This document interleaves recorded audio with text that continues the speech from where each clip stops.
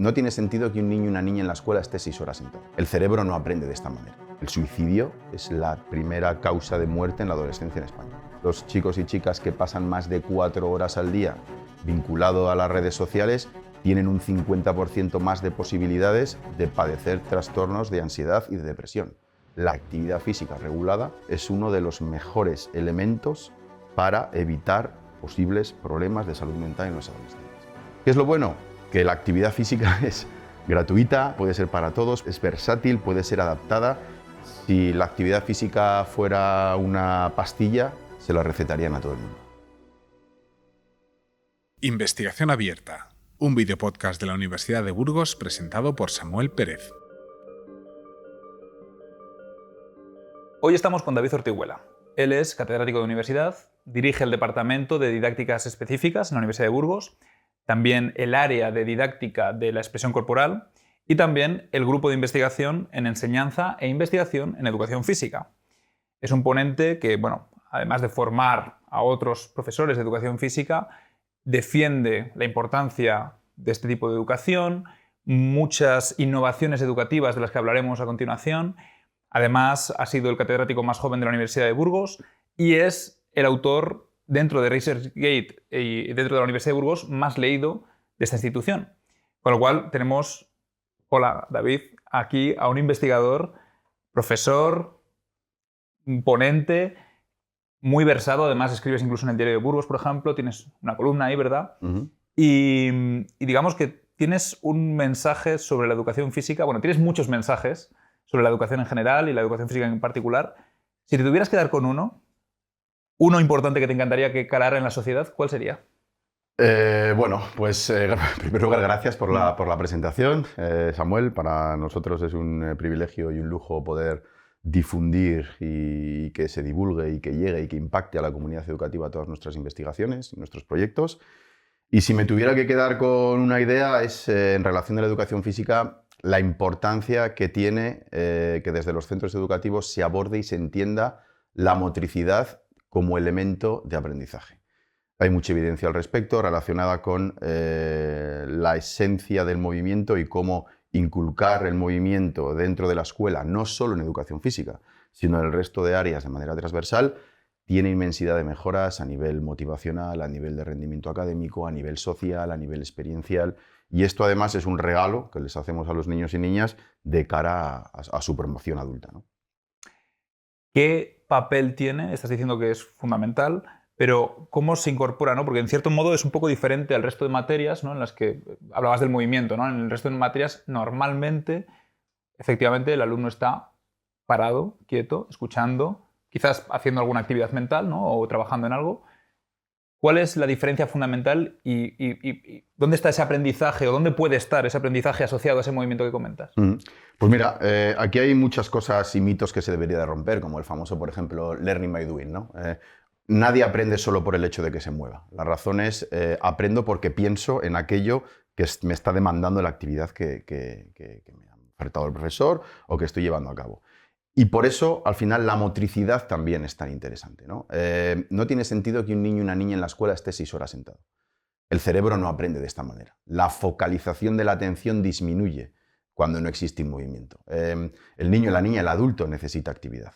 Por eso es tan importante, nosotros tenemos muchas propuestas vinculadas a los recreos activos, a las cuñas motrices, a los descansos activos, viendo cómo en patrones de aula, tanto en primaria como en secundaria, establecer pequeñas cuñas motrices en las diferentes asignaturas de 5 o 10 minutos, aumenta significativamente el foco atencional del alumnado.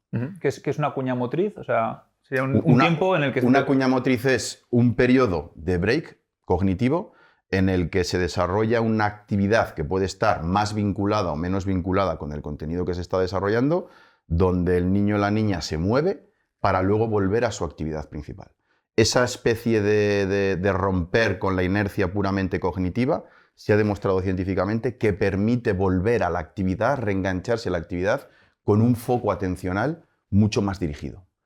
Y luego, por otro lado, está el propio área de la educación física, que tiene una base pedagógica fundamental pero en la que nosotros incidimos desde la perspectiva metodológica, evaluativa, a través de generar experiencias motrices positivas en el niño y en el niña, trabajando la competencia percibida, la relación social, la autonomía, y todos esos parámetros vinculados en la educación física escolar, pero también aunados con la importancia de la motricidad en la escuela, es un caldo de cultivo idóneo para mejorar rendimiento académico, para mejorar factores motivacionales, para prevenir el acoso escolar, por ejemplo, todo el tema de conductas, para mejorar el autoconcepto del niño, la autoestima del niño. El otro día, hablábamos antes, ¿no? Daba una charla vinculado a esto. Los datos de salud mental en adolescentes son altamente alarmantes en la actualidad. Y ¿Han empeorado en los últimos años? Han empeorado muchísimo, desde la pandemia muchísimo. Estamos hablando que el suicidio es la primera causa de muerte en la adolescencia en España. Y todo el problema de salud mental, la ansiedad, la depresión, la falta de alimentación y sobre todo la falta de actividad física regulada, ya la llamamos polipíldora, es uno de los mejores elementos para evitar posibles problemas de salud mental en los adolescentes. De ahí la importancia. Hay una imagen que de hecho te lo quería comentar, a ver si estabas tú de acuerdo en esta percepción, ¿no? Pero antiguamente, por ejemplo, estaba la cosa de que, bueno, el niño se pasaba el día en la calle y, por ejemplo, los padres le castigaban con quedarse en casa. Hoy en día una broma que he visto, por ejemplo, en internet, ¿no? Es la idea de que el niño se queda en casa, quizás seguramente con una pantalla, un móvil, una tablet, y parece que el castigo es, oye, tienes que salir a la calle, el padre es el que te está echando a la calle. Esa idea está ocurriendo, también, ¿no? Se comenta a veces, joder, los parques, ya no sé si también es una cuestión demográfica, pero quiero decir, está como parece más vacío que lo que solía estar. ¿Eso tú crees que es una realidad? Y es un poco lo que estabas comentando. ¿Tiene implicaciones en que se están moviendo menos y que además puede estar relacionado, como dices, con esos problemas mentales o otros problemas de salud incluso?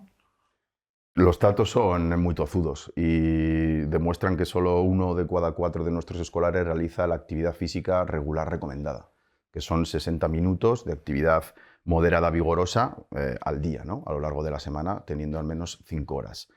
Eso unido a diferentes elementos como el uso y el abuso de las pantallas, como la mala alimentación, como la falta de horas de sueño, es un caldo de cultivo actual que provoca, evidentemente, que el niño cada vez juegue menos, que interaccione menos, que las horas de patio y las horas de columpios dentro del ámbito extraescolar cada vez sean menores. Es muy habitual ver 5 adolescentes sentados en un banco por la tarde, cada uno con su pantalla, incluso a veces interactuando entre ellos mismos. Hay datos, por ejemplo, que demuestran que los chicos y chicas que pasan más de 4 horas al día vinculado a las redes sociales tienen un 50% más de posibilidades de padecer trastornos de ansiedad y de depresión. Además, como de sesgos y estereotipos respecto al culto al cuerpo. Los adolescentes, sobre todo chicas que pasan más horas vinculadas en Instagram o redes sociales de este tipo, tienen una mayor tendencia a padecer depresión y un mayor inconformismo con su propio cuerpo. Con lo cual hay que hacer un trabajo muy, muy serio desde la comunidad educativa y comunidad científica de acabar regulando esto, ¿no? ¿Para qué son necesarias las pantallas? ¿En qué momento han de asociarse las pantallas? Pero sobre todo no restar lo que es la esencia del individuo, que es el movimiento, que es el cuerpo y que es la relación social. Ya sabemos que estamos en la época donde existen más redes sociales, pero estamos menos conectados que nunca, a nivel relacional y a nivel emocional. Y hay muchos problemas dentro de los adolescentes y dentro de los escolares de sentir ansiedad, de sentir depresión, incluso depresión clínica, y no tener la vía, 1, ni para reconocerlo ni para contarlo, y 2, cuando lo cuentan, no tener el centro la infraestructura suficiente, ni el profesorado, ni la formación, ni la propia capacidad, que bastante ya tiene, como para poder abordar esto. ¿Qué es lo bueno? Que la actividad física es gratuita, la actividad física puede ser para todos, es versátil, puede ser adaptada y es uno de los principales píldoras para poder prevenir esto. Y una frase por ahí muy buena que dice que si la actividad física fuera una pastilla, se la recetarían a todo el mundo. Entonces, es muy bueno abordar eso, ¿no? Con todos los componentes sociales, relacionales que conlleva al respecto. Es un mundo apasionante, desde luego. Vamos a entrar en los profesores de educación física, porque además es un poco donde más conocimiento y más trabajo realizas, ¿no? Pero para educadores, vamos a decir, en general, de todo tipo, y esto incluye a los padres, por supuesto, ¿qué tipo de ¿qué pueden hacer, ¿no? ¿Qué pueden hacer por intentar difundir o, digamos, influir en los hijos, en los alumnos, para que integren y realmente vean los beneficios de este tipo de actividades? Pues fíjate que la literatura también establece que el modelo educativo de la familia es el que más impacta en cómo esto repercute en sus hijos y hijas. Se ve como los chicos y chicas que hacen más práctica de actividad física son aquellos cuyos padres y madres tienen modelos más activos. Se ve como aquellas clases menos desfavorecidas o más favorecidas son las que realizan más práctica de actividad física. E incluso se ve como los patrones de alimentación son peores, con consumo de ultraprocesados, en contextos mucho más desfavorecidos. Entonces es fundamental una dotación de la propia administración pública y una concienciación para poder garantizar que todo el mundo tiene derecho a realizar actividad física extraescolar, a que los servicios municipales funcionen bien a la hora de una oferta de actividad física y una generación de conciencia clara a través de seminarios, de formaciones, de tertulias dialógicas, de implicación de las familias en los centros, para una concienciación sobre esto, ¿no? Sobre que es importante, al igual que se regulan otros patrones, es importante concienciar de la necesidad de una práctica de actividad física. ¿Qué es lo bueno y en la línea en la que nosotros trabajamos? Hacer una educación física inclusiva y una educación física activa y participativa, que el alumnado tenga buenas experiencias para que le permita autónomamente decidir en su tiempo de ocio y tiempo libre realizar actividad física. Y no utilizar su ocio y tiempo libre tomándose un Monster de medio litro. Que le salga natural, entre comillas, ¿no? Tomándose un Monster de medio litro o fumarse no sé qué o irse de botellón, que es uno de los patrones de ocio más habitual en los adolescentes en la actualidad. Con lo cual hay un enganche muy claro entre las experiencias que el alumnado tenga en la escuela y cómo va a llevar él o ella sus hábitos fuera de. Nosotros trabajamos mucho en que se produzca ese enganche. Si mis experiencias en educación física o en otras asignaturas son negativas, lo que estoy deseando es que acabe para no volver a hacer actividad física nunca más. Entonces, hay una clara relación entre cómo enseñas y la transferibilidad de ese aprendizaje fuera del aula.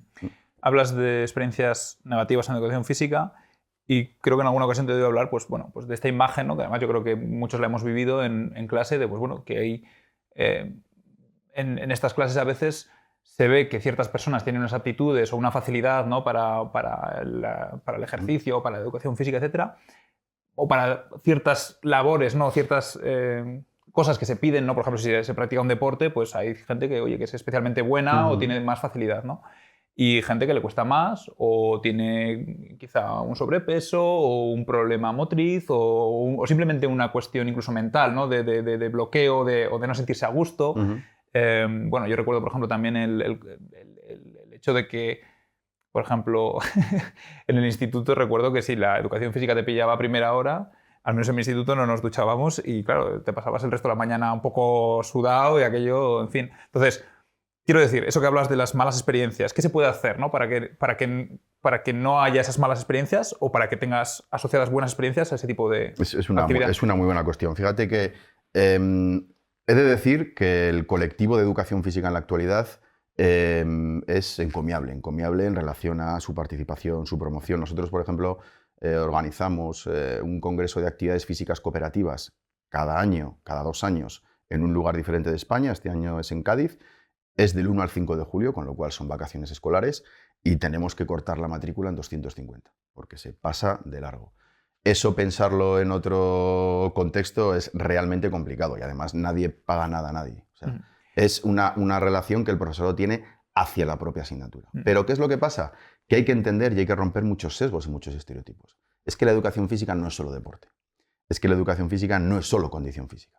Es que la educación física no solo tiene derecho a tener experiencias positivas el que haga fútbol fuera de. El fútbol es un contenido que se puede trabajar o no. La educación física es aceptación corporal, es expresión corporal, es actividades en el medio natural, es relación con los aspectos culturales, son juegos tradicionales, son deportes alternativos. Hay una infinidad de contenidos, es teatro de sombras, es luz negra, que permite que el alumnado interiorice y trabaje su cuerpo en relación por y para los demás. Con lo cual está muy bien que el alumnado tenga experiencias previas deportivas que le faciliten su rol dentro de la educación física escolar, pero no por eso ya quiere decir que en educación física ya esté todo trabajado y no por eso los que no tengan experiencias deportivas o sus contextos desfavorecidos en su familia no se lo haya permitido, no pueda tener experiencias de éxito. Por eso al final hacemos siempre con montajes finales de demostración, de malabares, de combas, rompiendo estereotipos y prejuicios personales del propio alumnado. Al final la educación física se acaba convirtiendo en una asignatura en la que gracias a la diversidad de todo el alumnado podemos hacer cosas juntos en el que tú igual eres mejor en una cosa, pero yo soy mejor en otra, y gracias a la combinación de capacidades todos acabamos demostrando lo que somos capaces de hacer a través de la propia motricidad, entendiendo la motricidad no solo como un objetivo, sino como un fin en sí mismo. Y al final hay un aspecto ahí que es importante de la competencia percibida. Cuando un alumno está desmotivado, en general, puede ser hacia lengua, hacia matemáticas, o hacia la educación física, es porque no, te acabas sintiendo incompetente respecto a lo que te demandan. Por ejemplo, hay una relación clara entre el valor objetivo de la tarea, que es el que el profe plantea en sus actividades, porque para mí esto es importante, con el valor subjetivo de la tarea, que es la competencia que tiene el alumnado respecto a su capacidad para poder hacerlo. Si hay una diferencia muy grande entre el valor objetivo de la tarea, lo que cree el profe, y el valor subjetivo de la tarea, la competencia que el alumnado tiene para decirlo, la desmotivación es mucho más plausible. ¿Me lo puedes explicar con algún ejemplo concreto? Si yo te digo ahora mismo, venga, vamos a hacer una actividad en la que tienes que hacer 2 ruedas laterales con un mortal. Venga, Samuel, esfuérzate muchísimo. Pero es que mira, tienes 2 días para practicar. Si tú tienes problemas, me lo dices. Si lo haces, acabarás teniendo un 8 o un 9. Si no lo haces, te tendré que suspender. ¿Qué va a generar en ti? Lo del mortal, las volteretas igual puedo, pero el mortal lo veo difícil. Frustración, nadie te ha enseñado nada para poder hacerlo, no hemos analizado tus capacidades de inicio, hay una distancia muy larga entre lo que te he visto que eres capaz de hacer y lo que yo te estoy promoviendo, con lo cual hay que buscar esa linealidad. La motivación intrínseca, es decir, cuando alguien disfruta haciendo una actividad, sea tú grabando un vídeo, sea haciendo una entrevista, es porque sientes que lo que haces está aportando. Y tú te sientes competente para poderlo realizar. Si a ti te dicen que tienes que hacer una entrevista de una manera, en un tiempo o en un formato en la que te sientes incómodo y no está relacionado con tu perspectiva de logro, al final seguramente acabes teniendo una incomodidad. Si esa incomodidad y esa incompetencia percibida pasa 1 día, 2 días, 3 días, 4 días, 1 mes, 2 meses, no te preocupes, siéntate, si no lo puedes hacer, acaba en una desmotivación. Y a veces la gente piensa que la motivación es por el tipo de tarea, no es verdad. He buscado una tarea muy innovadora, una actividad innovadora, habría que discutir lo de innovadora, me puede hacer que me divierta ese día o que me disfrute ese día. Pero ¿cuál es el aprendizaje que ha existido en esa tarea? Si no existe un aprendizaje en la tarea, no está asociado a una innovación. Pero si no aprendo y me siento competente, no hay transferibilidad en el aprendizaje. Y ese es el reto que tenemos que tener en la enseñanza y sobre todo en educación física, donde siempre suele haber algún alumno que se queda descolgado.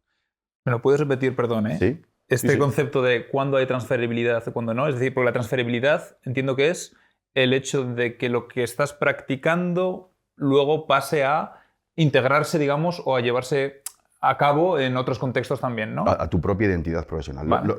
Personal. ¿Y cuando dices que es la clave de que haya esa transferibilidad o que pueda haber esa transferibilidad? Tienen que suceder, Samuel, 2 cosas fundamentales. 1, que yo me sienta competente a la hora de llevar a cabo la actividad.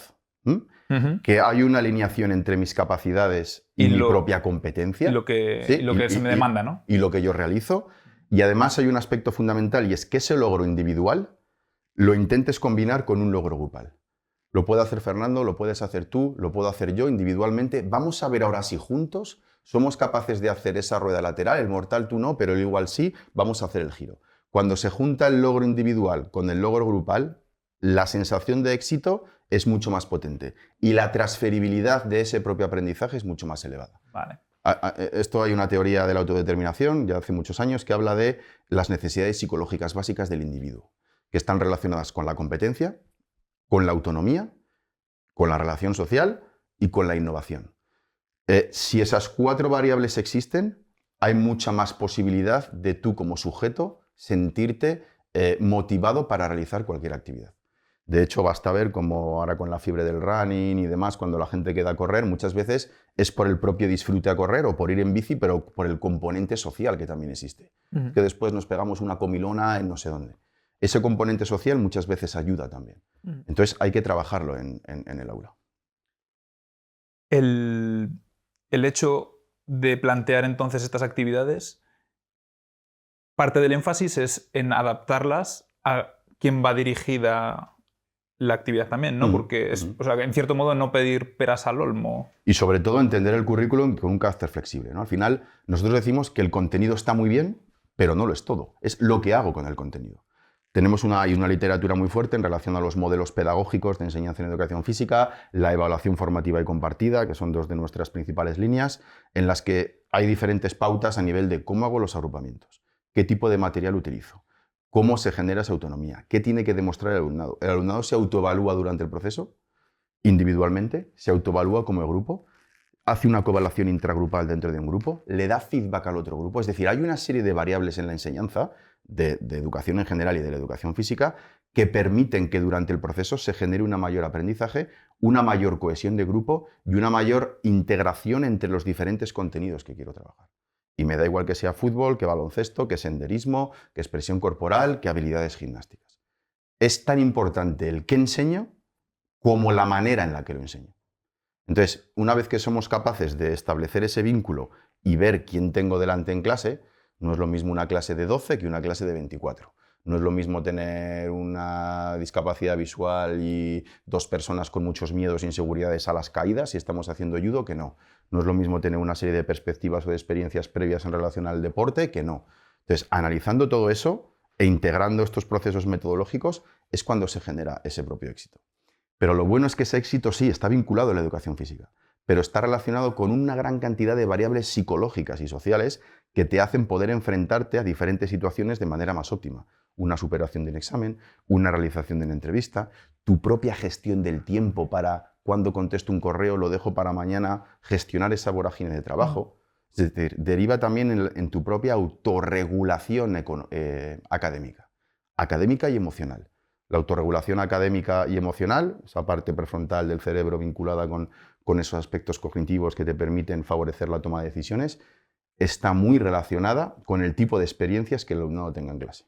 Tenemos propuestas metodológicas de este tipo, ¿no? Donde ya se acaba el debate de tareas y tarea no, sino que en los coles, dependiendo del curso, se funciona por planes de trabajo. Garantizamos que esos planes de trabajo se puedan llevar a cabo en el aula, siempre, y solo el niño o la niña que quiera se lleva esa tarea a casa. De tal manera que al día siguiente, a través de unas comisiones, empiecen unos procesos de revisión. Eso implica, entiendo, una mayor autorregulación, como estabas comentando, ¿no? Claro. O sea, el propio alumno o alumna se tiene que buscar qué tiempos le va a dedicar, cómo se gestiona las labores que tenga que hacer para ese proyecto, ¿no? Y cuánto le dedica en la clase y fuera de la clase. Y eso, Samuel, que estás diciendo, tiene un componente genético y un componente neurocientífico, pero también se enseña. Al niño y a la niña hay propuestas de cómo enseñarle mejor a autorregular su tiempo y cómo enseñarle mejor a gestionar ese tipo de tareas. Hay un estudio por ahí que habla de que un gran porcentaje de las tareas reconocen hacer a los padres, y ahora ya con ChatGPT ni te quiero contar, ¿sí? Adáptamela como que fuera redactada para un niño de 8. Entonces al final se acaba un poco perdiendo el sentido, ¿no? Un niño y una niña que no toma decisiones en el proceso de elaboración de sus tareas acaba siendo un aspecto mecánico de propia resolución. Y eso también se trabaja. Esto, claro, ya no es ni siquiera educación física, o al menos quiero decir, no es en el sentido de que no es exclusivamente educación física, sino que es algo que entiendo que se puede aplicar a todos los niveles, todas las materias, ¿no? Yo imparto... Es algo general, ¿no? Sí, Samuel. Nosotros impartimos mucha formación a centros educativos de educación física y profesorado de todo tipo para hablar, por ejemplo, de cómo abordar las competencias clave en la escuela, cómo abordar el tema de la evaluación, que se generan muchos problemas con evaluar, calificar y determinadas confusiones terminológicas, y cómo llevar a cabo procesos de autorregulación en el aula, a través de planes de trabajo. Cómo hacerlo en infantil, a través de los diferentes rincones y a través de los diferentes momentos de la jornada, cómo hacerlo en primer ciclo de primaria, porque no es lo mismo un plan de trabajo con un niño de 6 años y un niño de 11, e incluso en secundaria, con una combinación de interrelación entre las materias. ¿Qué es lo que hacemos nosotros también? Que esto, abordado en educación física, donde estás expuesto corporalmente, donde aparecen tus miedos, tus inseguridades, tus problemas, el me escondo detrás de los demás para que no me vean, el ser ese alumno amable, pasa tú para quedarme atrás al final de la fila, es una asignatura que puede ser idónea para transformar experiencias negativas y puede ser también muy dañina si no se aborda bien a la hora de generar ese éxito en los demás. Pero es lo que dices, que es perfectamente extrapolable no solo en el ámbito de la educación física y en el deporte, que es donde nosotros nos centramos fundamentalmente, sino también en la escuela de manera general. Estás hablando de muchos aspectos que al final son dimensiones, vamos a decir, complejas, que se interrelacionan entre sí y que, claro, bueno, o sea, me parece por un lado demandante para los profesores en el sentido también de saber tener mucha mano izquierda, ¿no? Saber adaptarse a la situación, al tipo de clase, al tipo de personas con las que estás trabajando, aceptando que pueden ser muy diversas y tener unas competencias y unas necesidades diferentes, ¿no? O sea, por un lado es un poco exigente para los docentes, me da la impresión, que no digo que sea malo, solo que puedo entender que a alguna gente le cueste, ¿no? En ese sentido, intentar trabajar, ¿no? en esa línea. Pero también, ya sé que te estoy aquí mezclando cosas, pero también estas multidimensiones y todos estos aspectos, el sistema educativo al final busca que lo conviertas en una especie, en un número, ¿no? En una nota al final del curso o al final del trimestre. ¿Cómo se consigue eso y cómo consigues involucrar, digamos, las necesidades del sistema con esa verdadera educación, ese verdadero aprendizaje? Es decir, porque también quieres medir ese aprendizaje, pero a la vez tienes que hacer una evaluación o concretarlo en una nota y a la vez está, por lo que me estás diciendo, no sé si en los sistemas que tú propones, por ejemplo, habría exámenes finales o no, pero me estás hablando, por ejemplo, de autoevaluaciones. ¿Son esas suficientes para esa nota final o hace falta otra capa? ¿Cómo funciona todo eso? Ya sé que son muchas cosas, pero... Es que me encanta. Con estas cosas me estaría mucho tiempo hablando. Con esto vamos a abordar ya el currículo educativo, la próxima ley, ¿no? Fíjate que al final todos estos tipos de formaciones, cuando las llevamos a cabo tanto en la formación inicial de esta Facultad de Educación con el profesorado como en la formación permanente durante su desarrollo profesional, lo que proponemos no es que el profesorado haga cosas diferentes 100% a las que hacía. Es dentro de lo que tú haces y dentro de tu sistema de aula, vamos a intentar cambiar ese proceso, ¿no? Es mucho más demandante para el profesorado hacer ejercicios en clase. Para el que sobra, mandarlo para casa. Para el que he mandado para casa, lo empiezo a corregir al día siguiente. El día siguiente lo hemos corregido, te mando otros. El que queda lo mando para casa y al final entramos en un ciclo que no tiene sentido, que mando a la pizarra para que alguien corrija y el otro está agachado para no entrar en contacto visual con la profe porque si contacto me vas a sacar. Hacer procesos de autorregulación y de autoevaluación donde el propio niño o niña toma sus propias decisiones. Al principio cuesta, evidentemente, todo cambio cuesta. Pero todas las propuestas que tenemos una tesis doctoral sobre esto específicamente, se demuestra como cientos de alumnado, cuando hace esto, 3 años después lo sigue haciendo en un centro educativo. Y el profesorado, cuando recibe esta formación y lo adapta a su entorno, sigue funcionando con planes de trabajo. ¿Por qué? Porque la autonomía se genera. Y la autonomía deriva gracias a propuestas de trabajo en los que se ha fomentado la autonomía. No puedo pretender que un niño y una niña sea autónomo en ningún ámbito de trabajo cuando únicamente está reproduciendo tareas que yo le estoy demandando para un tiempo concreto. Si yo a ti te digo, Samuel, para mañana, por favor, mándame un resumen, tú me dirás, a ver, esta tarde tengo inglés, tengo que ir a por mi sobrino, dame 3 días para que el lunes yo me organizo. Esa capacidad que uno tiene se debe de trabajar durante el proceso, pero hay que fomentarlo metodológicamente. ¿Esto quiere decir que mis procedimientos de evaluación tengan que ser diferentes? No siempre. Nosotros tenemos una frase muy buena y es que todo lo calificable es evaluable, pero no todo lo evaluable tiene que ser calificable. Es decir, yo debo de evaluar sin necesidad de calificar. Yo puedo tener un intercambio oral con un alumno, puedo hacer un ensayo previo de una exposición oral, puedo hacer una prueba motriz previa antes de su representación final, en la que únicamente con el instrumento de evaluación, rúbrica, escala que yo le voy a calificar, le emito un feedback.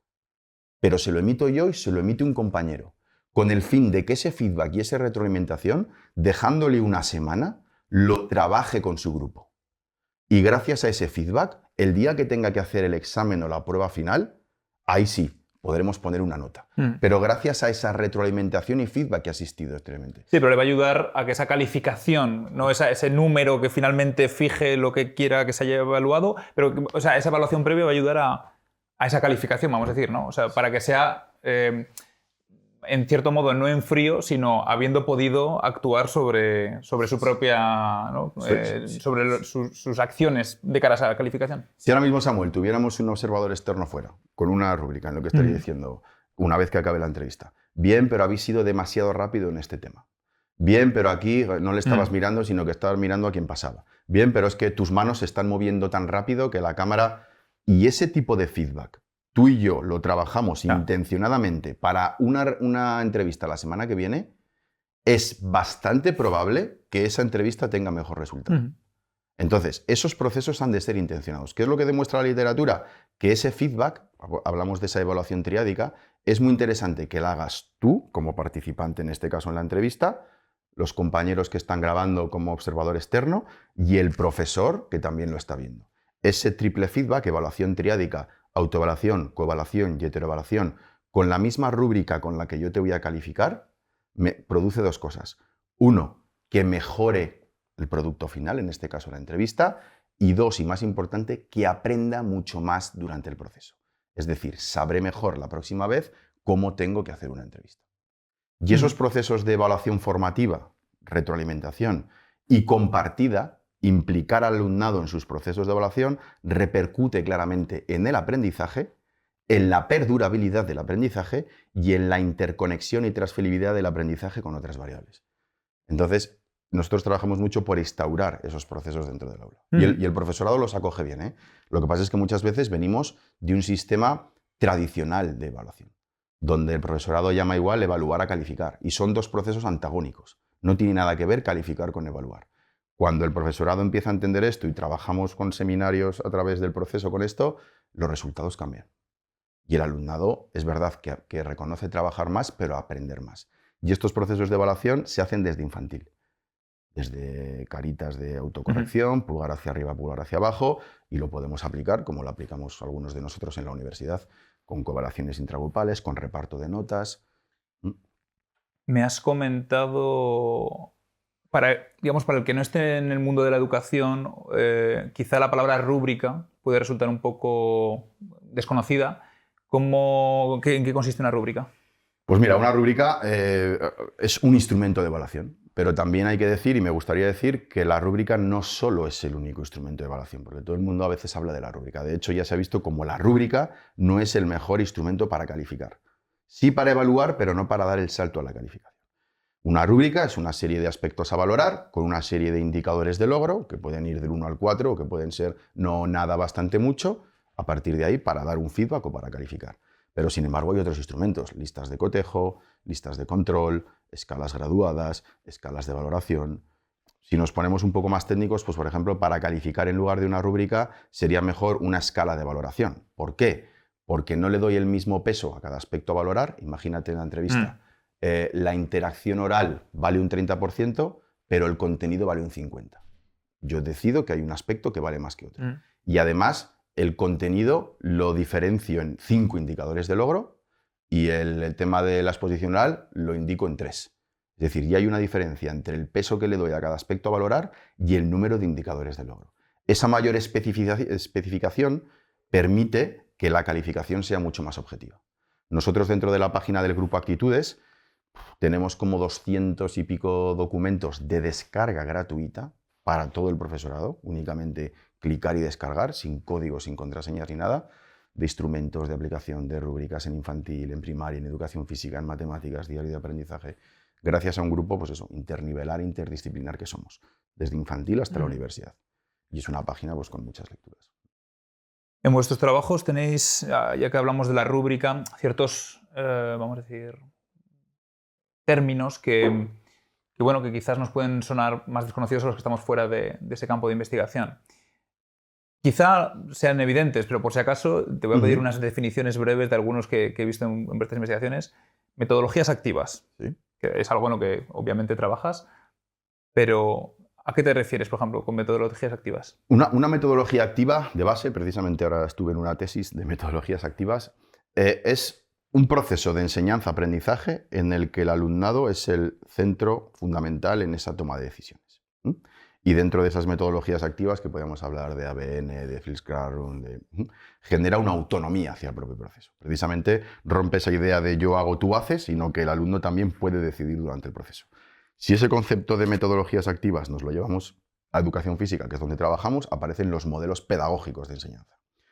Educación deportiva, aprendizaje cooperativo, modelos comprensivos de la enseñanza deportiva, estilo actitudinal, modelo ludotécnico, es decir, hay una serie de modelos pedagógicos en educación física contrastados por la literatura internacional desde hace más de 20 años que lo que nos permiten es poder abordarlos con mayores garantías.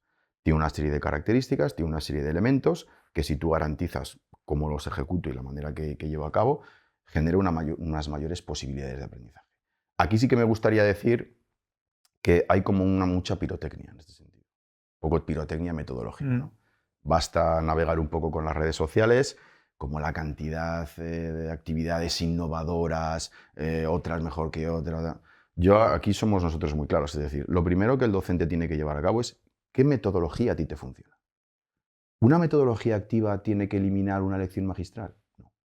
La lección magistral es fundamental. Además, la evidencia dice que hoy en día más que nunca, donde el profesor, la profesora, tiene que ser la principal fuente del conocimiento.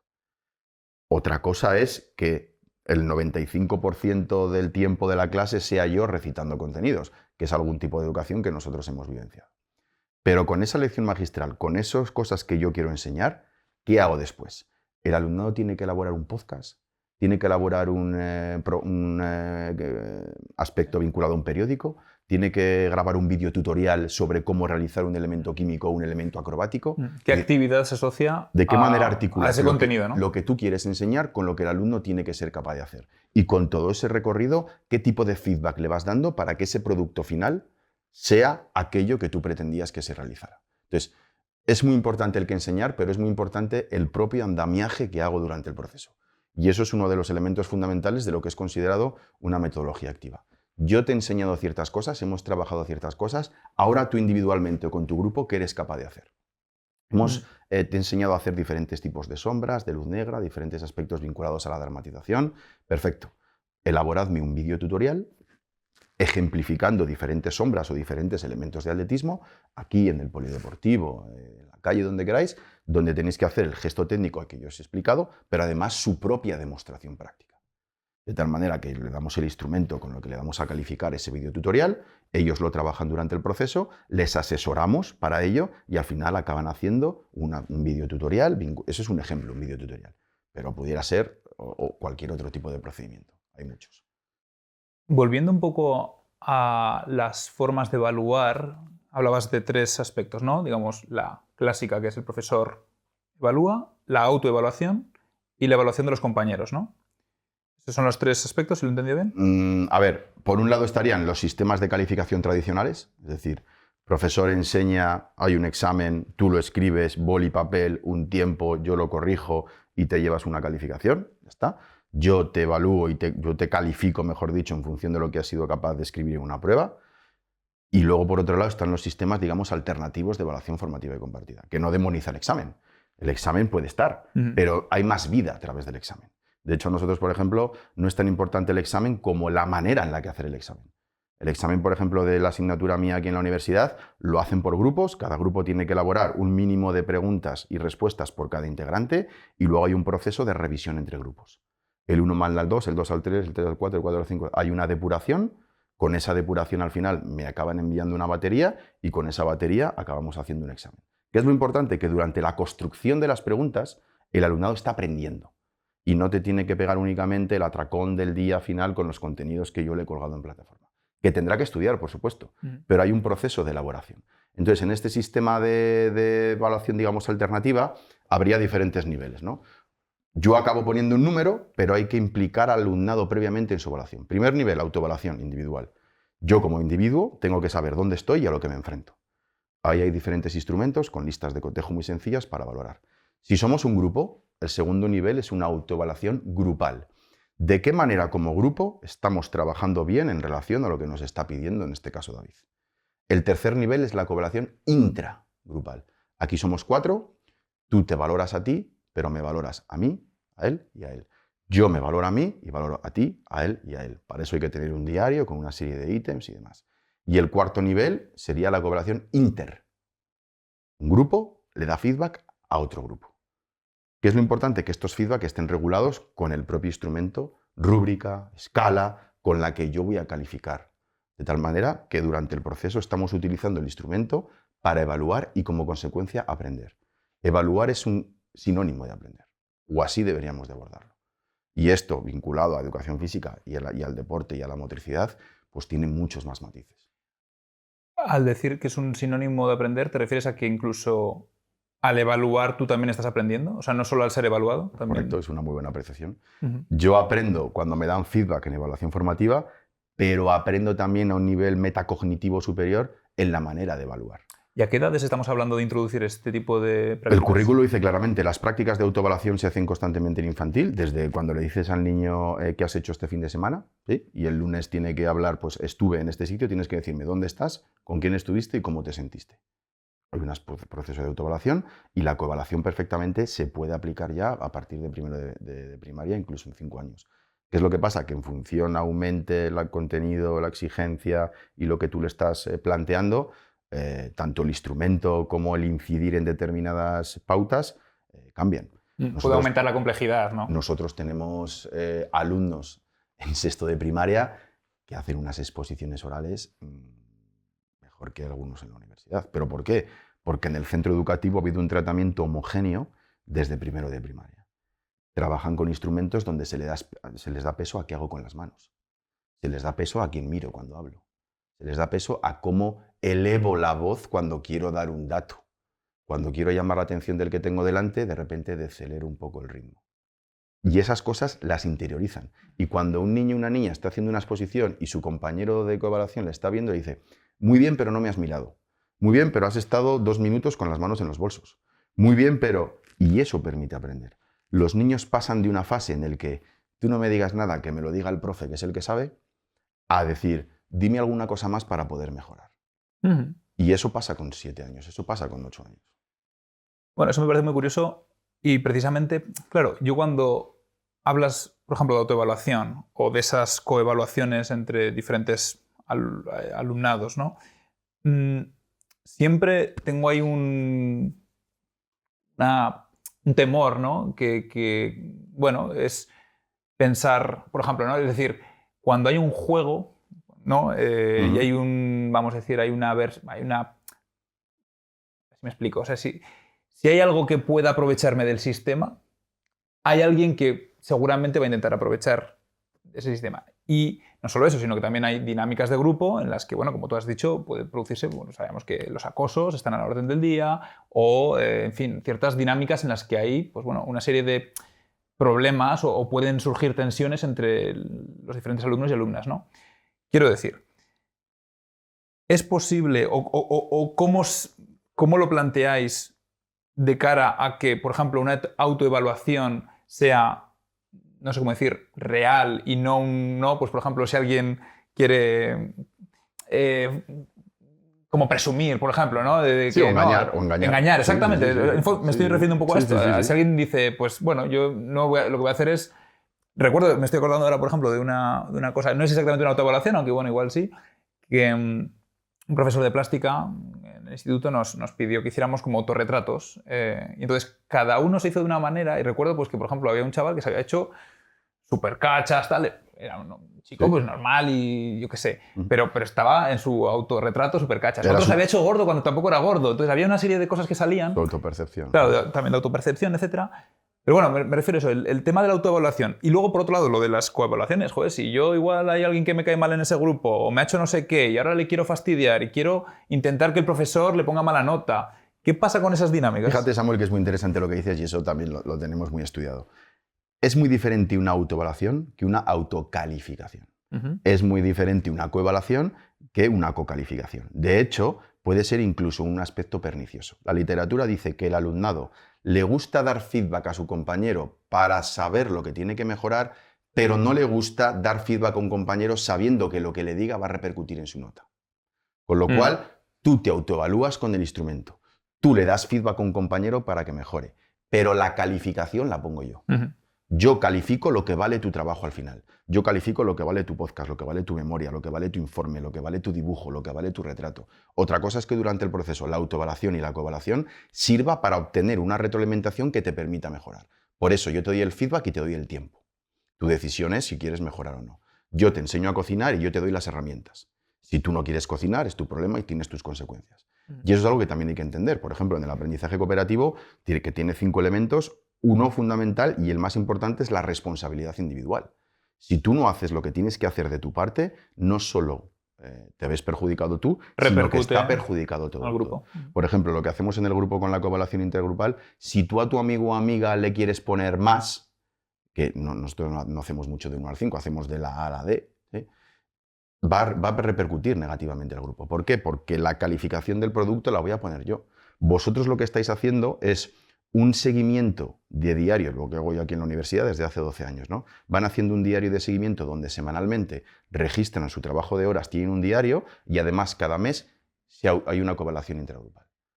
¿Qué es lo que permite esto? Que en primer lugar reconozcan quién está trabajando más, identifiquen a aquella persona que ella misma dice yo no estoy trabajando, no puedo llegar hasta este nivel, pero sobre todo les permitan regular e igualar ese proceso.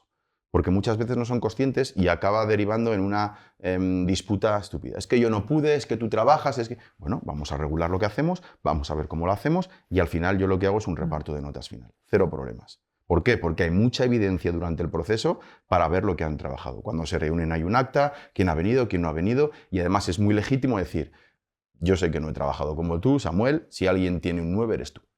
¿Sí? Y a partir de ahí tenemos otra propuesta que daría para una entrevista entera, que es los sistemas de reparto de notas que hacemos, que puede ser nota grupal complementada, sois 4 en el grupo, os voy a dar un 6, pero repartís 4 puntos a mayores. Puede ser 1, 1, 1, 1, 2, 2, 0, 0, lo que queráis. O un reparto de notas total. Vuestro trabajo vale un 7. Sois 4 en el grupo. 7 por 4, 28. Repartís 28 puntos.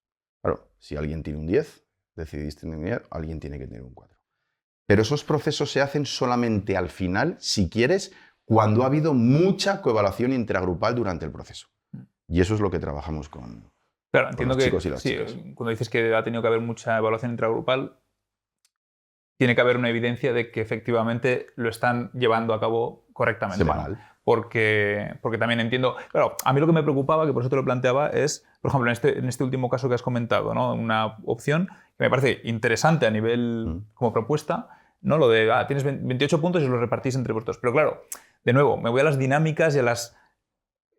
O sea, es decir, si te imaginas a los alumnos ideales, genial, ¿no? Pero si generosos además, ¿no? De decir, mira, sí, es verdad. O sea, pero siempre, no sé, o al menos tengo la impresión de que siempre puede haber Cuando no se hace bien pasa eso. Tú eres muy amigo de Daniel y a Daniel le voy a poner un 10. Si no os preocupéis. En primer lugar, la nota la pongo yo, con lo cual no vais a poder tener un 10 cada uno. Y en segundo lugar, si tú estás poniendo esa evaluación o ese aspecto ahí, vamos a ver vuestra evidencia durante el proceso. Semana del 15 al 25. ¿Qué es lo que hicisteis? ¿Qué es lo que entregasteis? ¿Cómo os valorasteis? Si aquí el grupo le estuvo poniendo una D a Daniel, ¿cómo es posible que ahora tenga un 10? Te permite tener tanta información durante el proceso y tanta evidencia que yo, por ejemplo, en la universidad, el reparto de notas tardo media hora en hacerlo con 17 grupos. Porque saben perfectamente la nota y asumen su responsabilidad. Y además, durante el grupo me permiten tutorías solucionar determinados problemas que puede haber. Alguien que se sale del grupo porque no puede, determinadas... que si no, cuando quieres actuar al final ya no hay posibilidad. Entonces, es mucha retroalimentación y mucha evaluación que a ellos les permite tomar decisiones. Pero es que muchas veces no nos ponemos de acuerdo en cómo tiene que funcionar un grupo de trabajo. ¿Qué le voy a valorar al grupo como esencia para que funcione?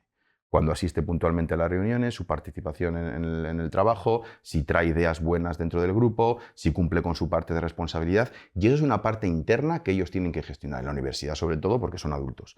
Pero en primaria e infantil lo que hacemos es y en secundaria lo que hacemos es un proceso de acompañamiento. Porque a veces el niño y la niña no identifica tampoco sus responsabilidades. Por eso hay que tener un ajuste muy claro entre los ítems que yo voy a valorar dentro del grupo, el tipo de tarea y las características que tenga el alumno, tanto evolutivamente como pedagógica. Muy interesante. Antes comentabas también que, bueno, porque lo que se busca obviamente es el aprendizaje y también esa transferencia, ¿no? Que por un lado la transferencia yo también la veo, igual me equivoco, pero como integración. Es decir, si lo has integrado, se te va a transferir a otras partes de tu vida, ¿no? Ese aprendizaje, pongamos que un profesor, ahora has hablado un poco de todo ese aspecto de la evaluación, etcétera, pero pongamos que alguien quiere diseñar una actividad en clase en la que se quiera asegurar de que tenga un aprendizaje. ¿Cómo se hace eso? ¿Qué asegura, ¿no? ¿Dónde está la clave para conseguir que estemos transmitiendo ese aprendizaje? Sí, pues mira, esto es interesante porque recetas cero, ¿sí? ¿Qué es interesante? No jugar toda la carta a una única actividad. O sea, lo que hay que hacer es construir actividades integradas dentro de un proceso metodológico, claro. Es decir, cuando yo quiero que el alumno aprenda algo sobre lo que le quiero enseñar, en primer lugar es saber cuál es el punto de partida. ¿Qué sabemos en relación a ese contenido? Y a partir de ahí hacer una evaluación que se llama de diagnóstico. ¿Qué sé, qué no sé? Y si hay un vacío muy grande a nivel de contenido sobre aquello que quiero enseñar en clase, evidentemente tengo que crear una base por lo menos mínima. Y una vez que ya tengo esa base mínima es cuando puedo llevar a cabo actividades de este tipo. Por ejemplo, reparto de roles. Tú eres el encargado de buscar información, tú eres el encargado de hacer la gráfica, tú eres el encargado de ir donde otro grupo para tomar una idea y tú eres el encargado de secretario de apuntar todo dentro de la ficha que yo les he dado. Cuando tenemos este rol, como uno estaba haciendo el clima occidental y otro estaba haciendo el clima mediterráneo, pues ahora os vais a juntar los dos grupos y vais a ver si las gráficas que habéis hecho es el mismo número de gráficas y si la habéis comentado según la estructura de la que el profe os puso de ejemplo.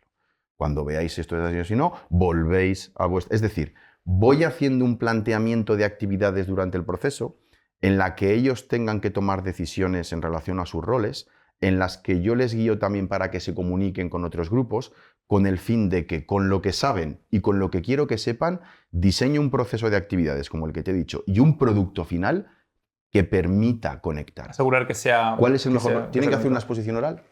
¿Tienen que hacer un examen escrito?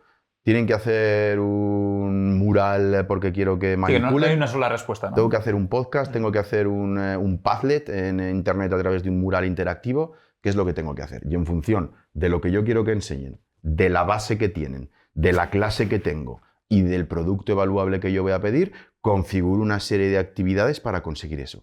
Pero si no tengo esta estructura clara, puedo hacer actividades innovadoras que quiera, porque no va a haber un enganche.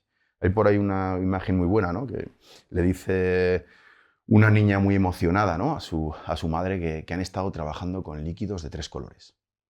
Y la madre, como la ve tan emocionada, ¿no? Le pregunta, ay, Clara, ¿y qué has aprendido de esos líquidos? Dice, no lo sé, pero Juan hizo una broma muy divertida. Esto desde fuera, qué guay era esa actividad de los colores, pero cuando preguntas el aprendizaje, no hay nada. Es decir, esa diversión tiene que estar garantizada en la... Tiene que tener un núcleo, ¿no? En la fidelización por tu parte de que verdaderamente se ha aprendido algo. Si yo hago actividades muy divertidas, si yo percibo que se lo están pasando muy bien, igual desde fuera los padres y las madres hasta me aplauden.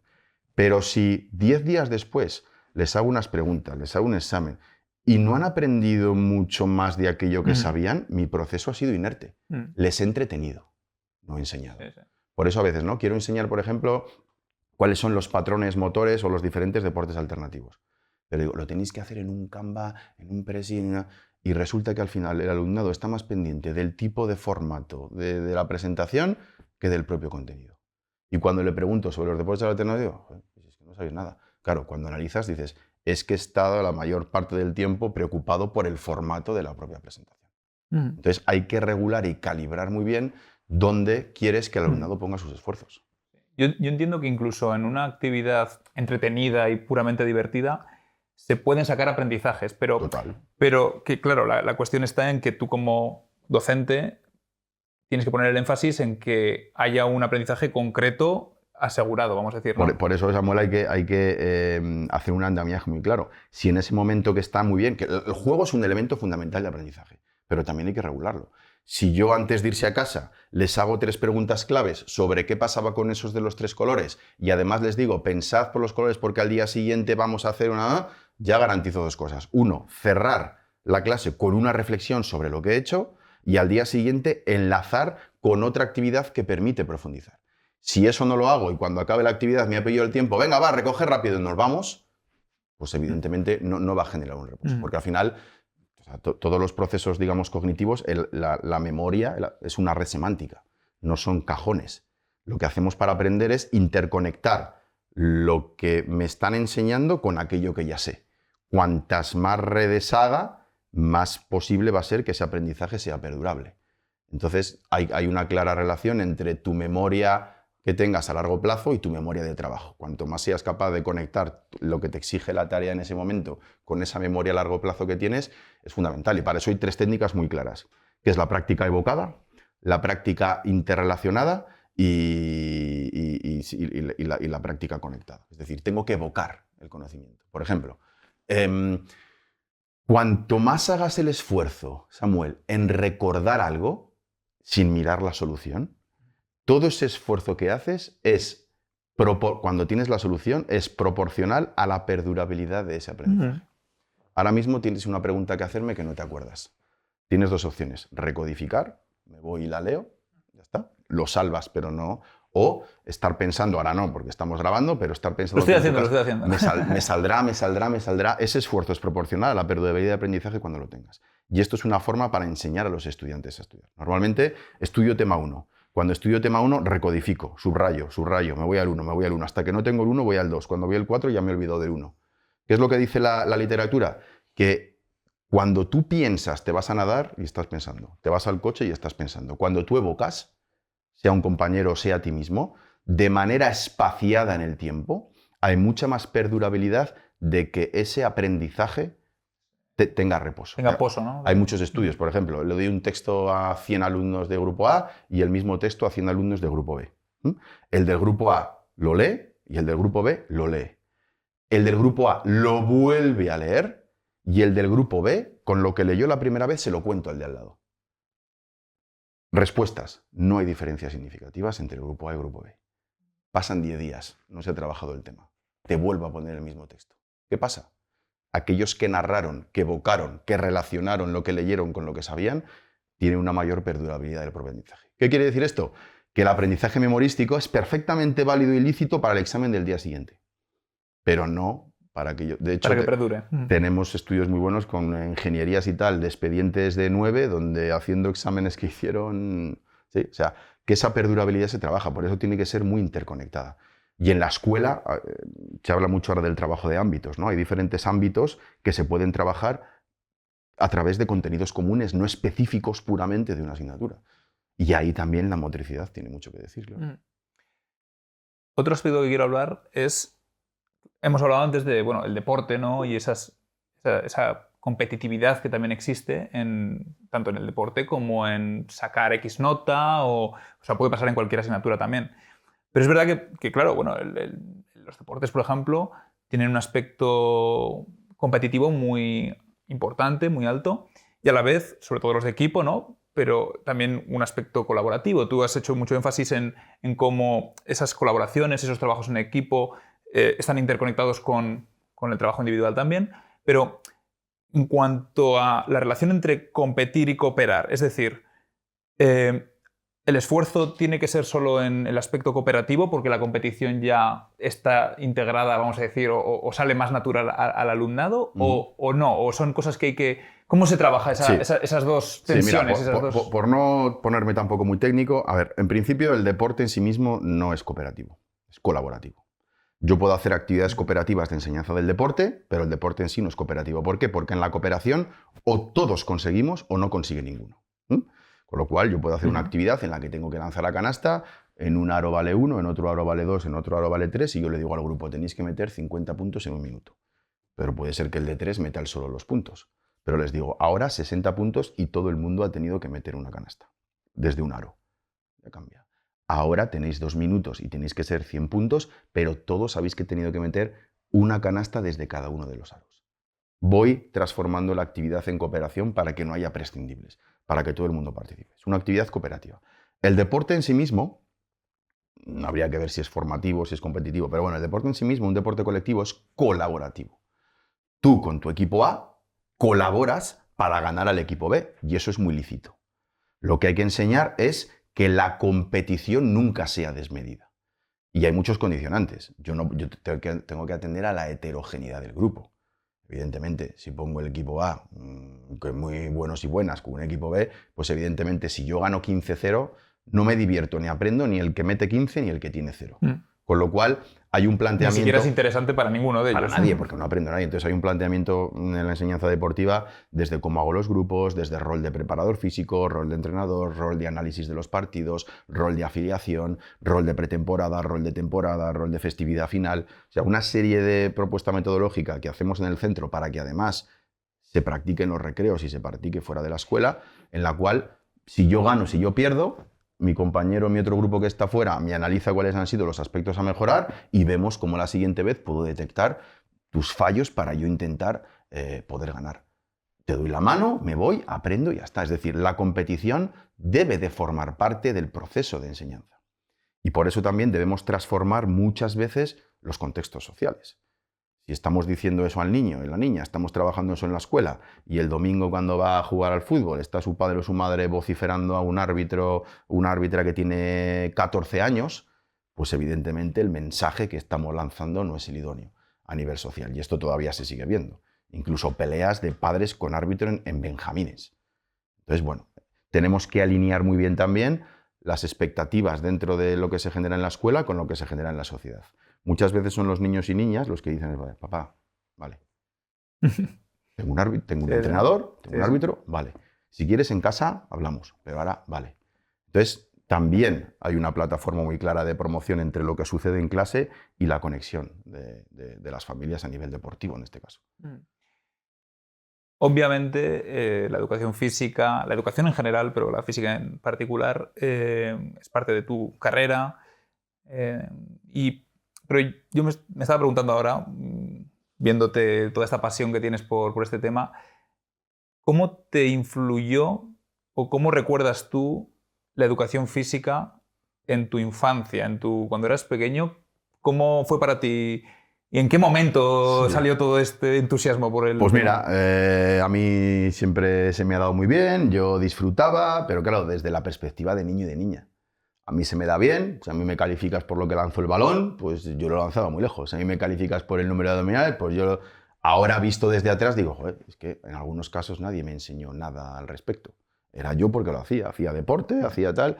Entonces, todas esas buenas experiencias a mí me hizo, pues evidentemente, matricularme en el INEF, en León, en Ciencias de Actividad Física y del Deporte, y allí durante el proceso pues conocí a un profesor, Ángel Pérez Puello, desde el inicio, en el que me formó. Además tuve la suerte de hacer con él asignaturas en segundo, en tercero, en cuarto, una optativa, luego en la oposición, con lo cual tuve un recorrido formativo muy grande, que me hizo ver que aunque yo fui un privilegiado en mi vivencia de la educación física, hubo muchos y muchas niñas que no, que estaban deseando acabar la educación física para no tenerla nunca más. Y entonces, según me adentraba en la potencia de la didáctica, de las variables psicosociales, de las variables motivacionales, que a su vez estaban vinculadas con la motricidad, pero con el ámbito conductual del individuo en general, me fui apasionando más, hasta llegar a la oposición, hasta ser profe de secundaria y hasta luego ya dar el paso aquí a la universidad. Bueno, con Ángel además sé que sigues colaborando, ¿no? Sí. Bueno, que además yo creo que es un poco... Bueno, yo tengo un hermano que ha estudiado educación física también, es profesor de educación física, y él también me lo ha dicho, que es un investigador muy reconocido también, ¿no? Y que ha creado escuela en cierto modo también. Sí, no, Ángel es uno de los principales referentes. Yo a Ángel lo conocí en el 2005 y hasta hoy. Y seguimos trabajando, además nos retroalimentamos, Ángel, habría que hacer, mira este libro, mira. Entonces ahí vamos siempre. Qué bueno. Y por otro lado, no solo eres profesor, también sé que eres padre y te quería preguntar por ese aspecto también, porque también es un aspecto educativo. Entonces, claro, digamos, con toda tu experiencia, con todo tu trabajo en temas de educación, ¿cómo lo vives como padre y qué tipo de cosas intentas reforzar, ¿no? Porque claro, es otra cara de la educación claro, que se vive en el día a día, ¿no? Está claro. Bueno, pues es una muy buena pregunta y buscar ese patrón de sé lo que hay que hacer y lo que funciona y llevarlo a cabo dentro de tu casa, hay muchas variables, ¿no? Y además en mi caso con 3 niños tan pequeños.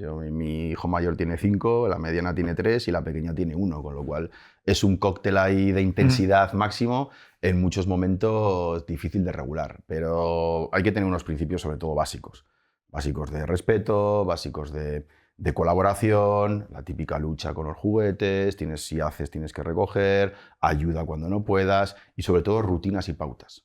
Nosotros funcionamos mucho con rutinas y pautas. Por ejemplo, el libro, la lectura siempre antes de dormir es algo sagrado, el tema de la siesta entre ellos a través de recoger el material también, el tema del compromiso, ahora que Luca, el mayor, ya empieza con las fichas y tal, el poder hacerlo para llevarlo también, el vivenciar mucho cuáles son, porque los tres son totalmente diferentes, ¿no? El hecho de potenciar mucho sus inquietudes, pues ahora va a ser su cumpleaños, ¿no? Venga, vamos a hacer las cartas de invitación. Venga, y le pegamos y no sé qué, y vamos a... Entonces, esos núcleos de interés, potenciarlos mucho, el tema de canalizar siempre a través del diálogo, aunque evidentemente siempre hay momentos de crispación, ¿no? Pero tener esa pausa, esa sensatez, y sobre todo, yo hay una cosa clave que veo siempre en las familias, que es la necesidad de ir en una misma dirección. Si te lo ha dicho papá, te lo ha dicho papá, si te lo ha dicho mamá, te lo ha dicho mamá, y no atender a, no, es que papá, es que mamá, es que... Sí, yo le daría un yogur de fresa ahora, pero hemos dicho que... Entonces, buscar que respetarse también siempre claramente ese equilibrio y sobre todo un criterio casi de normalidad, ¿no? De decir, pues bueno, hay momentos estresantes, sé que alguna vez voy a llegar tarde porque son 3 y no me va a dar tiempo, entonces al final pues la crispación que tiene que existir, pues interiorizarla tú en tú mismo y saberla canalizar, porque al final... Es que es verdad, yo lo veo cada vez más. Ellos son un espejo de lo que ven. Espejo de lo que ven, espejo de lo que sienten. Reproducen claramente conductas. El mayor sobre lo que hace su padre y su madre, y por ejemplo la pequeña es un espejo auténtico de la mediana, de todo lo que hace, cómo lo hace. Claro, así que está tan espabilada. Con 1 año y medio ya se baja el pañal para poder ir al baño. Vaya imitándola. Entonces, claro, esos procesos mínimos de autonomía, de conciliación, el mayor se frustra muchas veces, pues cómo contener esa frustración viendo que hay alternativas, pero se necesita tiempo y diálogo. También tendrás todo aprendizaje ahí, ¿no? Mucho. Yo he ganado paciencia a paladas en estos 6 años. Sí. Muy bien, pues me gustaría cerrar con eso,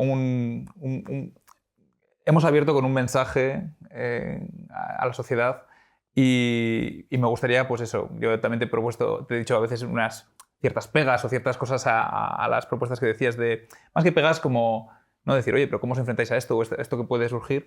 Pero me gustaría una visión, ¿no? Y también has hablado de problemas que tienen, vamos a decir, las nuevas generaciones, de falta de movimiento, de falta de salir a la calle, de falta de hacer actividades más físicas. No sé si hay algún mensaje un poquito más positivo, con esperanza. ¿Qué podemos contar? ¿Qué visión tienes para que vayamos a mejor? Yo, evidentemente, los datos son los que son y hay que tener una conciencia muy clara sobre lo que hemos dicho de alimentación, sueño, actividad física, uso de pantalla. Es la famosa tecnofilia, ¿no? La adicción que existe hacia el uso de pantallas y además de tendencia más compulsiva por aspectos vinculados a la dopamina, TikTok y todas estas cosas. Pero hay muchos puntos a favor en relación a lo que viene. Yo siempre digo cuando acabo la asignatura pues que vienen futuros docentes de educación física, ¿no? Y generales, porque yo imparto una asignatura troncal que es didáctica, que la cursan todos, muy comprometidos y con mucha, no solo vocación, sino también compromiso, ¿no? Hay un colectivo docente, una comunidad educativa muy fuerte y muy respaldada, y en concreto en educación física, a pesar de que la administración muchas veces no ayuda, ¿no? Y hay una burocracia cada vez más larga y cada vez más pesada, ¿no? Que prácticamente limita de decir, es que yo tengo que dar clase, ¿no? Y tengo que preparar y diseñar mis clases. Pero yo siempre soy positivo, y siempre soy positivo porque, 1, hay mucha literatura, 2, la formación inicial creo que cada vez tiene más peso y está más consolidada, la formación permanente en los centros educativos cada vez es mayor y tenemos muchas herramientas para poder seguir adelante. Lo que pasa es que se necesitan pausas, reflexión, asesoramiento y reconducir determinados patrones que la evidencia científica dice claramente que sería mejor hacerlo quizás de otra manera. Entonces, con todos estos espectros y variables y en relación a los contextos y las experiencias que cada uno tiene, pues vamos siempre regulando y tratando de tocar esas pequeñas teclas para seguir avanzando, sabiendo que la educación es fundamental, sabiendo que la educación física es fundamental y sabiendo que las experiencias que tenga el alumnado en la escuela es vital para esos ciudadanos del futuro y del presente, que son ya. Para todas esas personas que quieran profundizar, ¿qué recursos les puedes recomendar? Mira, esta página del Grupo Actitudes que decía, si googlean en cualquier buscador y ponen Grupo Actitudes, van a poder tener una página web donde en descargas tienen todos los documentos para descargar de manera gratuita. Nosotros todas nuestras investigaciones las tenemos en abierto. Basta con acceder al perfil de ResearchGate para poder descargar la totalidad de artículos que tenemos. ¿Que alguien quiere incidir en algún documento que no encuentra lo que sea? Yo siempre digo que, por suerte o por desgracia, contesto rápido al correo, con lo cual estamos abiertos para poder ayudar y para poder compartir todo aquello que sea. Tenemos libros en abierto, también colgados en la página del grupo. Pues David, con esto nos despedimos. Muchísimas gracias A ti y a por vosotros. haber compartido todo este conocimiento con nosotros. A vosotros me parece una iniciativa muy buena y además animo a que se siga haciendo, ¿no? El tema de promover y el tema de con palabras no complejas, difundir todo lo que se trabaja en el ámbito de la ciencia y el ámbito de la investigación, que tiene un calado directo en la sociedad. Así que enhorabuena a vosotros. Muchísimas gracias. Muy bien. Gracias por escuchar este programa. Si has llegado hasta aquí, te invitamos a compartirlo con alguien a quien le pueda interesar. Investigación Abierta es un videopodcast producido por la Unidad de Cultura Científica e Innovación de la Universidad de Burgos, con la colaboración de la Fundación Española para la Ciencia y la Tecnología, Ministerio de Ciencia, Innovación y Universidades. Dirigido y presentado por Samuel Pérez. Grabado y editado por Fernando Muñoz y Diego González. Descubre más programas y contenidos de divulgación científica en nuestras redes sociales: YouTube, Instagram, X, Facebook y TikTok. Nos puedes encontrar en todas ellas por el nombre de UBU Investiga. Muchas gracias por tu atención y hasta la próxima.